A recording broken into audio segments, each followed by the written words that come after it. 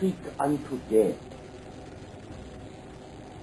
the missionary used to tell this African that as a condition to his entering the hospital, he first had to be baptized as a Christian. And also as another condition for entering the hospital and receiving missionary treatment, the sick African had to surrender all artifacts from his ancestors that he had in his possession. One day, then, my grandfather Zebo had an accident. He had bought himself an ox wagon, but he did not know how to control it. And one day the ox wagon lunged off a cliff, and my grandfather was badly injured.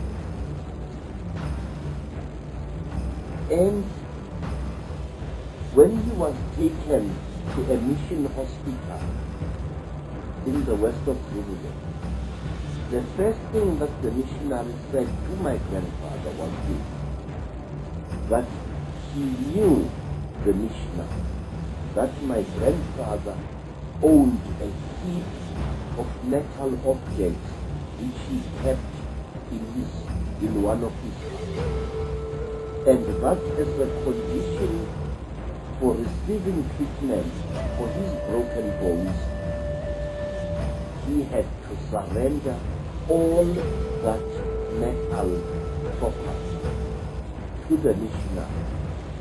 Those things you have got in your home are full of evil spirits, said the missionary reverently. You must let me have them so that I can take them to a holy place in England where they will be destroyed. My grandfather stood up shaking and walked out of the mission.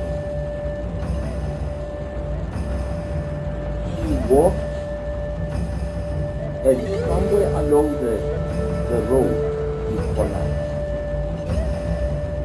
And tribes people who knew him took him to their village.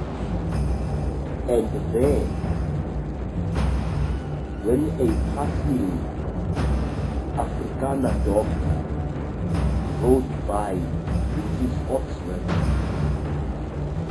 the black people asked this doctor, who was not a missionary, to please take care of him. The doctor took my grandfather aboard his oxman and took him to his farm far away. And there, the Afrikaner doctor, the herbalist really, as he was called, the Chemius Yeref, he treated my grandfather free of charge, and he didn't place any conditions for his treatment. And my grandfather, out of gratitude, returned to his village a healthy man and took 3 fat cows and led them with his sons to the faraway home of the Afrikaner. Again and again, our people were robbed of their heritage. Our people were robbed of scientific equipment. Our people were robbed of irreplaceable artifacts, some of them dating back hundreds of years into the past, by the missionaries, especially the London Missionary Society. And if you go into that museum near the docks in London,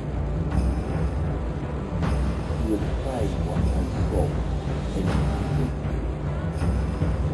What's your own experience?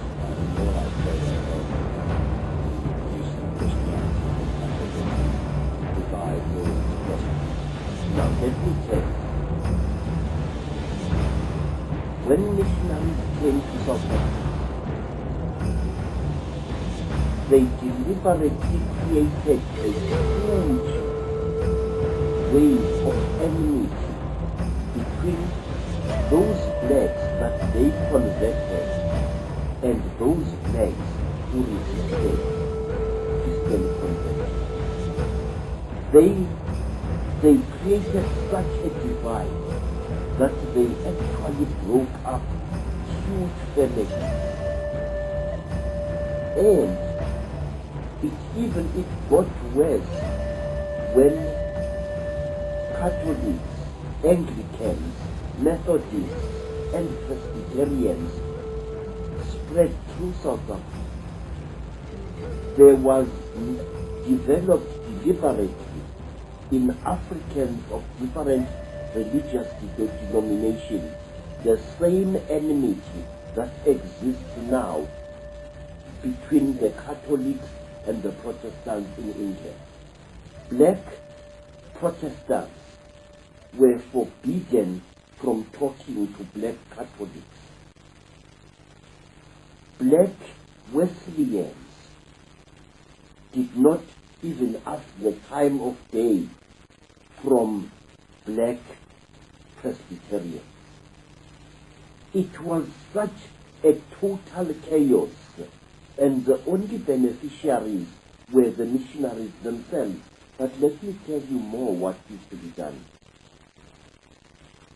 Missionaries used to forbid any converted Christian black from having anything whatsoever to do with an unconverted black. Love relationships between so-called heathen blacks and Catholic blacks were forbidden by the missionaries. That was how my father and my mother parted, traumatizing my life even before I was born. My father had been a confessing Catholic, and he fell in love with what was called a heathen Zulu woman. Now the condition for such a love was that the woman had to submit herself into the Christian faith. And my grandfather, a fierce old warrior, contemptuously refused to have my mother become a Christian convert. I used to kill white men at Islam, and I am not going to allow a daughter of mine to follow the religion of spear food. And so, if in a mission station a church-going black paid court to a heathen black, the church-going black was brutally punished by the missionary, and he was punished in a way which to Africans was common.